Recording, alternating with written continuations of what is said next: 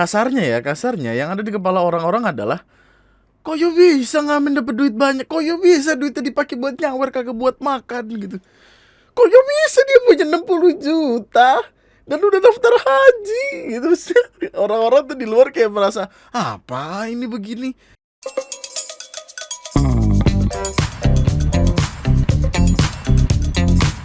Hai, selamat datang di video gue kali ini dan selamat datang kembali di TNM. Selamat datang kembali di waktu-waktu lainnya di mana Lambe Turah membuat sebuah berita yang sudah ramai menjadi lebih ramai dari sebelumnya. Di mana pembahasan kita kali ini adalah tentang seorang kakek-kakek yang ada beberapa yang bilang kakek ini ngemis, ada beberapa orang yang bilang kakek ini ngamen. Tapi apapun itu, uang yang kakek ini dapatkan kemudian digunakan untuk menyawer biduan. Anjay, gokil. Gue sekerja-kerjanya kagak pernah gue nyawer biduan, sumpah. Ya Allah, nyawer biduan pulang-pulang pala retak. Jadi video ini naik dari dalam Betura, dimana videonya tuh ngasih lihat, ya udah awalnya tuh rame video ini, video seorang kakek-kakek nyawer biduan. Mungkin yang pertama kali dipikirkan adalah, wah gila, kakek-kakek ini masih bersemangat dalam menjalani hidup, anjing, ada biduan goyang dia ikut nyawer gitu. Terus mungkin ada orang yang paham, yang pernah ngelihat kakek-kakek ini ketika sedang ngamen atau ngemis itu. Kemudian dibawa-bawalah dan digabungkan menjadi sebuah kompilasi video yang kocak habis, bro. Bentar, copyright soalnya ini. Aduh. Waktu ngemis, waktu nyawer, itu kayaknya gocengan gak sih? Buset. Waktu nyawer sehat kayaknya tuh. Tuntutannya berapa? Hasilnya tiap hari dihutangkan sama warga dengan total 60 juta. Mantap. Petugasnya kalah cuy. Rekapan barunya. Kalah cuy, petugas cuy. Rekapan baru. Itu rekapannya Aduh, ngeri. Ngeri. Terus kan gue nyari ya video waktu lagi mintain duitnya tuh mana. Terus ketemu nih yang ini.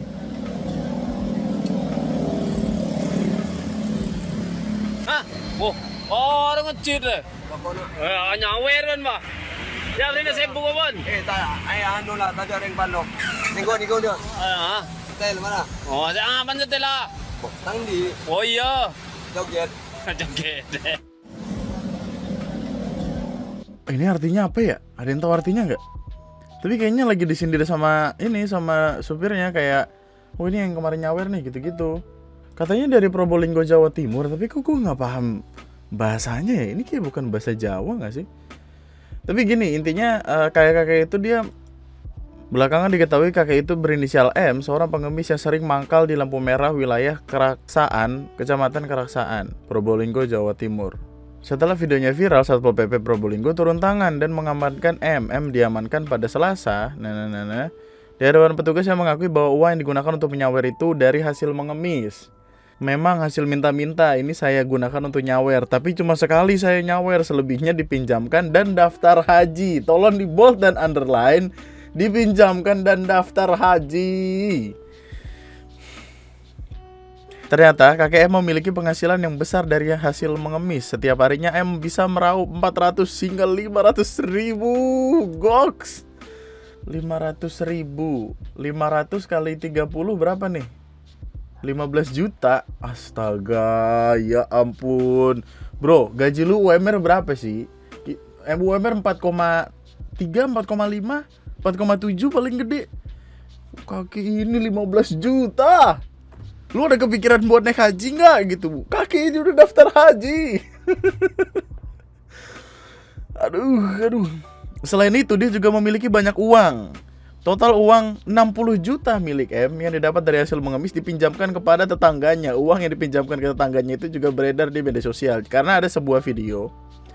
Video ini ngasih lihat ketika kakeknya disamperin sama Satpol PP. Terus dilihat nih ada pembukuan gitu. Pembukuannya berisi tentang nama dan jumlah orang-orang yang minjem duit ke kakeknya ini, yang mana totalnya mencapai 60 juta sebagai karyawan. dengan gaji katakanlah UMR 60 juta tuh berapa tahun? Setahun setengah? 12 bulan? Iya setahun lah ya. 60 juta tuh 60 bagi 12 berapa? Oh iya benar setahun. Enggak dong, kalau dia bilang 15 juta sebulan, 500 ribu sehari, 15 juta sebulan, berarti setahun itu 15 kali 12 berapa tuh? Aduh ya Allah, kita aja sampai pusing ngitungnya tuh. Dia setahun bisa dapat 180 juta. Hah? No. Oh kebanyakan gue nolnya, maaf ya. Gue gak pernah nih ketemu nol-nol gede-gede kayak gini soalnya nih. Setahun dia 180 juta anjing, dapat SRV second anjing. Dapat Innova baru kayaknya. Dapat gak sih? 180 juta aja? Enggak ya? Ya second lah gitu dapat. Oh my god. Cuman yang masih jadi perdebatan orang-orang adalah kayak ini ngamen atau ngemis. Permasalahannya kan begitu kan. Karena orang di komen-komen tuh gue ngeliat kayak pada nanya salahnya di mana kan dia ngamen yang gitu-gitu kan. Nih kayak ginilah, kalau uang hasil ngamen mah nggak apa-apa dia kejar, kecuali ngemis. Kemudian ada orang-orang yang balas-balesin kayak ngemis, dia sering dikasih 2.000 tapi minta 20.000. Terus ada yang komen, dia kan ngamen, sah-sah aja sih uang dia, bingung di caption ngamen. Terus ada yang bales, yang bikin orang risih daerah sini adalah dia kalau minta suka maksa bang. Dia suka maksa minta di atas 10.000, itu pun dengan maki-maki orang, kalau dikasih aja 2.000. Kan ini jadi sebuah masalah lain ya. Maksudnya ini jatuhnya pemalakan gitu. Oke lah, dia si babanya ini bawa yang kayak semacam apa sih ini, tape recorder atau apa yang buat enggak loh. Ini tape recorder gak sih yang di bajunya? Maksudnya yang buat nyetel lagu gitu. Iya kan sih? Tapi ya gitu. Yang orang-orang pertanyakan adalah kok yo bisa gitu. Kasarnya yang ada di kepala orang-orang adalah kok yo bisa ngamen dapet duit banyak? Kok yo bisa duitnya dipakai buat nyawer kagak buat makan gitu?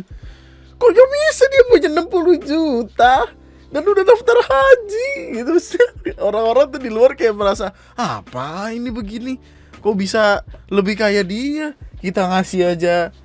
Well, meskipun pada akhirnya tetap balik lagi ya, kayak orang kan ngasih harusnya dengan sukarela, orang ngasih harusnya ikhlas gitu-gitu. Cuman kan tetap sakit hati gak sih lu, kayak lu punya duit 15.000 lah gitu. Keluar pengen nyari makan, tiba-tiba disamperin, terus kayak yang aduh, kalau gue beramal akan balik lagi ke gue, jadi ikhlas aja gitu. Terserah dia mau diapain, kalau dosa dia gitu. Akhirnya lu kasih goceng, elunya ceban buat beli nasi warteg sama kuah sama lauk seadanya. Gocengnya dipakai buat goyang-goyang. Naik ke panggung gitu. Goceng lu yang bisa lu pakai buat beli ayam berubah jadi lagu. Waduh.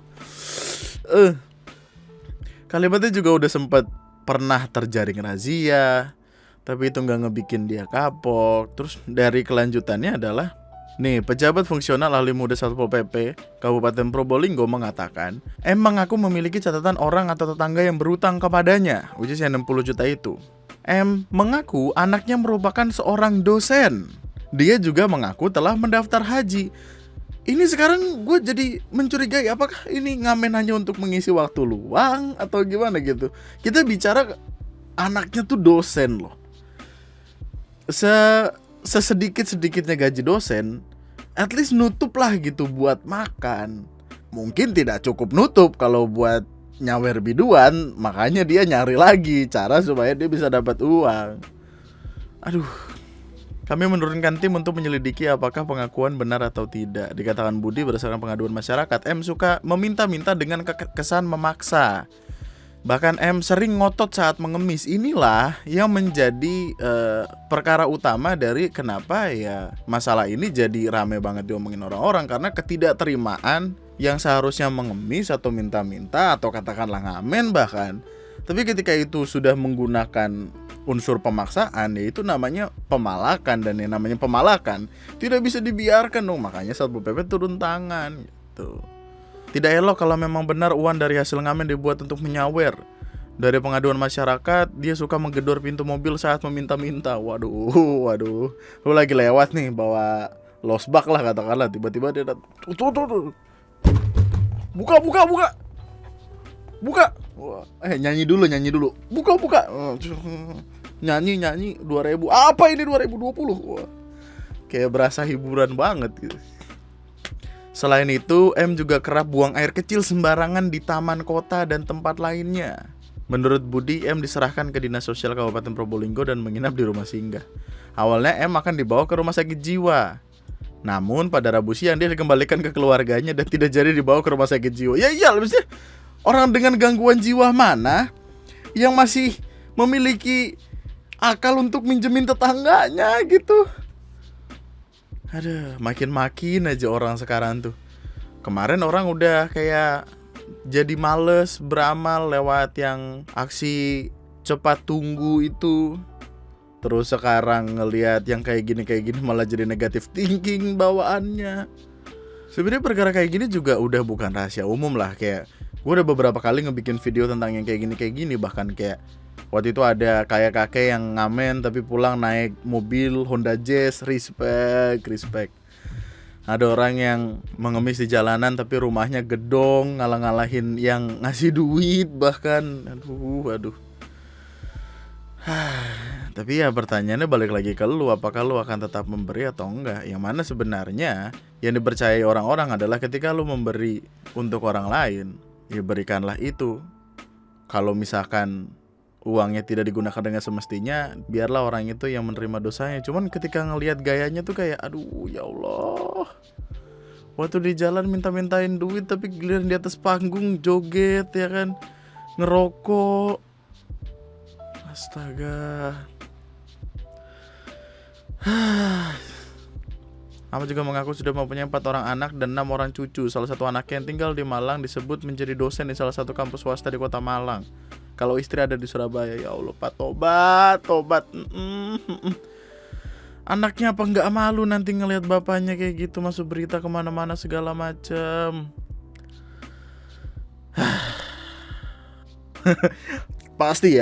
Pasti ketika ada masalah apapun pasti akan ada satu orang yang ngucuk datang terus kayak yang goblok gitu. Gak ada angin gak ada hujan tiba-tiba goblok gitu. Kocak banget. Ya tapi gue rasa itu aja dulu pembahasannya orang. Tadi BTW ada berita yang cukup gerger nih kayak dibongkar triknya, laporkan pesulap merah ke polisi. Ia melaporkan dengan tuduhan pencemaran nama baik. Wah gila, makin seru, makin panjang kok jadi gini perkara. Aduh. RKUHP belum disahkan ya? Itu belum final kan RKUHP itu. Di RKUHP kan ada larangan untuk gini kan, mengaku sebagai ya anyway, itu aja untuk video gue kali ini. Untuk mengisi waktu luang aja sebenarnya. Sampai jumpa di video gue selanjutnya. Tetaplah bahagia, tetaplah baik-baik saja. Kalau misalkan lu ingin berbuat baik ya monggo berbuat baiklah. Tapi di sisi lain harus ikhlas ketika uang itu digunakan tidak seperti yang lu bayangkan gitu. Karena ya akan selalu ada aja orang yang memanfaatkan rasa iba orang lain demi keuntungan pribadi. Apalagi kalau keuntungan pribadinya itu bernilai 60 juta dan dipakai buat nyawer biduan aja. Astaga. Mungkin kalau ada update lagi akan gue kasih tahu. Ini juga belum final banget. Tapi ya, kita ketemu lagi di video selanjutnya. Sama gue Andri, sekian dan bye-bye. Jogetnya jangan kekencengan itu. Aduh. Terus tiba-tiba asam urat kambuh gimana, ntar kolesterol tiba-tiba naik. Astaga, nyari 60 juta kita sampai empot-empotan. Ini cuman ya